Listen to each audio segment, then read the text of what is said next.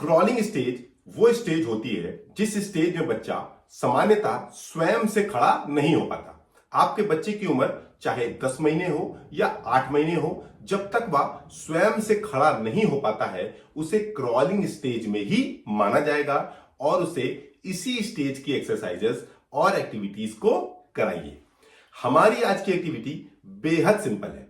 इस एक्टिविटी को बोला जाता है टमी टाइम, अर्थात पेट के बल उल्टा लेटाना। हमारे बच्चे सामान्यतः शुरुआती 6-7 महीनों में पीठ के बल बेड पे लेटे रहते हैं। वो सिर्फ छत को देखते रहते हैं और पंखों को देखते रहते हैं।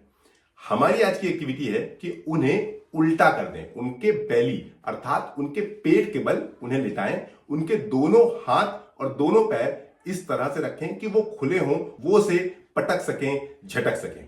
टमी टाइम के 2 विशेष फायदे होते हैं। पहला, ये बच्चों में पोजिशनल प्लेगियोसेफली अर्थात बच्चों के पीछे के स्कल अर्थात खोपड़ी में फ्लैट स्पॉट आ जाता है। वो पूरा हिस्सा फ्लैट हो जाता है क्योंकि वो लगातार इसी के बल लेटे रहते हैं। तो पोजिशनल प्लेगियोसेफली का खतरा बच्चों में बेहद कम हो जाता है। उनके अंदर फ्लैट स्पॉट बनने की संभावनाएं कम हो जाती हैं। दूसरा फायदा बच्चों को यह होता है कि उनके गर्दन, उनके कंधे, उनके कोर की मसल्स मजबूत होती है और वो जल्द से जल्द अपनी मोटर स्किल्स को करने लगते हैं। जो बच्चे टमी टाइम को प्रॉपरली लंबे समय तक नहीं करते, उनकी मोटर स्किल्स धीरे धीरे डिले होने लगती हैं, अर्थात देर से होती हैं। मेरा बच्चा तो टमी टाइम बेहद इंजॉय करता था और वो रात में सोते वक्त भी पेट के बल ही सोता था। अगर उसे प्रयास करो कि उसे सीधा सुला दिया जाए तो वो सीधा सोता ही नहीं था, क्योंकि हम लोग उससे टमी टाइम इतनी बार करवाते थे, इतनी खुश मिजाजी से करवाते थे। ये बेहद छोटी लेकिन बेहद ही अच्छी एक्टिविटी है, बहुत इफेक्टिव एक्टिविटी है। वो एक कहावत है ना, देखन में छोटो लगे घाव करे गंभीर। ये उस तरह की एक्टिविटी है। कुछ बच्चे धीरे धीरे टमी टाइम को एंजॉय करते करते क्रॉलिंग भी करने लगते हैं, क्योंकि उनकी मसल्स और मांसपेशियां धीरे धीरे मजबूत होती जाती हैं। हमें इस एक्टिविटी को करते वक्त कुछ चीजों का विशेष रूप से ध्यान रखना चाहिए।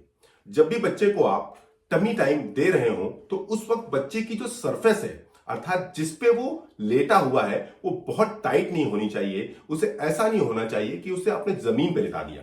शुरुआत में आप जिस बेड पे बच्चा लेटा है उसी पे मैट्रेस पे उसे टमी टाइम देने का प्रयास करें। धीरे धीरे जब बच्चा कुछ चलने लगे या कुछ क्रॉलिंग करने लगे तो उसे आप शुरुआत में बेड पे क्रॉलिंग कराएं। फिर जमीन पे अगर आप उसे क्रॉलिंग कराना चाहते हैं तो जमीन पे कंबल बिछा दें या कोई मुलायम चीज बिछा दें, जिससे बच्चों की कोहनी और घुटनों में चोट ना लग सके। आपको अपने बच्चों के कंफर्ट का, आराम का ख्याल स्वयं से रखना है। आपको ये देखना है कि आपका बच्चा किस पोजीशन में कितना कंफर्टेबल है। दूसरा, आपको यह ध्यान रखना है कि इस सेशन को शुरुआत में बहुत लंबा ना करें। शुरुआत में 1 या 2 मिनट से इस सेशन को शुरू करें और धीरे धीरे इस सेशन को बढ़ाएं। जितना अधिक समय तक बच्चा टमी टाइम को एंजॉय करेगा, टमी टाइम को करेगा, उतना ही अच्छा उसका फिजिकल डेवलपमेंट होता जाएगा। तीसरा, कई बार बच्चा एक चीख निकालता है। जैसे हम लोग कभी बॉलिंग कर रहे होते हैं तो बॉलर के मुंह से चीख निकल जाती है, उसी प्रकार से बच्चा या इस तरह की एक चीख निकालता है। इसे आप बच्चे का रोना ना समझें। ये एक बेहद अच्छा संकेत है कि बच्चा टमी टाइम को करने का प्रयास लगातार कर रहा है। चौथा, बच्चों को बहुत ज्यादा कपड़े ना पहनाएं।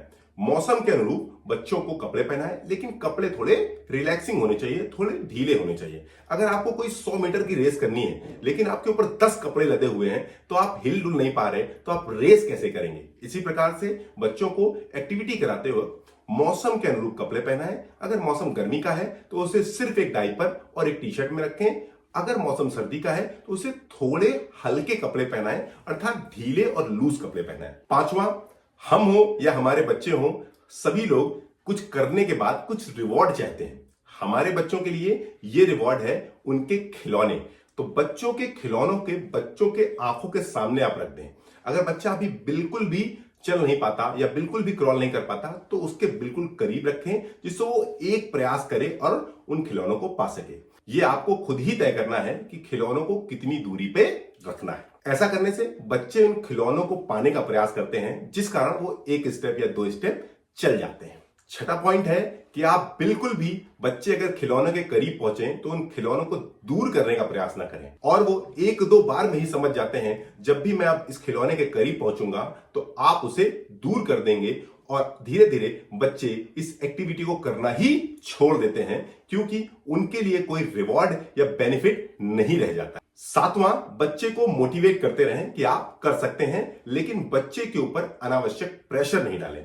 आप खुद भी बच्चे को एक्टिविटी करके दिखाएं। मैं तो अपने बच्चे के साथ इस एक्टिविटी को करके दिखाता भी था और मजा भी करता था। मैं खुद भी अपने हाथ पैर बेड पे पटकता था और बच्चा भी पटकता था। इसी क्रम में धीरे धीरे मेरा बच्चा क्रॉल करने लगा। मैंने उसे क्रॉलिंग स्वयं से सिखाया है, करके दिखाया। आठवां पॉइंट है, बच्चे कई बार हाथ पैर पटकने में उनके हाथ या पैर कहीं कहीं चेस्ट में फंस जाते हैं, कभी बच्चे का पैर फंस जाता है। तो आप ध्यान रखें, बच्चे को प्रॉपर मॉनिटर करें, उसे देखते रहें। जब भी कभी बच्चों के हाथ पैर फंसे तो उन्हें वापस खोल दें और उन्हें उस टमी टाइम का एंजॉय करने। नवा पॉइंट है कि बच्चे को बिल्कुल भी भूखा नहीं होना चाहिए, वो नींद में नहीं होना चाहिए। जब भी आप टमी टाइम बच्चों से करा रहे हैं वो अच्छे से खाया पिया और अच्छे से रेस्ट लिया होना चाहिए। 10वां पॉइंट है, आप खुद से इस एक्टिविटी को जितना इंगेजिंग बनाएंगे उतना बच्चे के लिए ज्यादा बेहतर होगा। जितना ज्यादा ये एक्टिविटी इंटरेस्टिंग होगी, बच्चा इस एक्टिविटी को उतने लंबे समय तक करेगा और बच्चे के फिजिकल डेवलपमेंट की संभावनाएं उतनी ज्यादा रहेंगी। आप अगर इस सेशन को फन लर्निंग बनाएंगे, मजे वाला बनाएंगे, तो बच्चे स्वयं से इस सेशन को खूब एंजॉय करेंगे, बार बार टमी टाइम खुद से करना चाहेंगे। 11वां और सबसे इंपॉर्टेंट पॉइंट ये है कि ये कोई रेस नहीं है कि इनके बच्चे ने जल्दी क्रॉलिंग करना शुरू किया।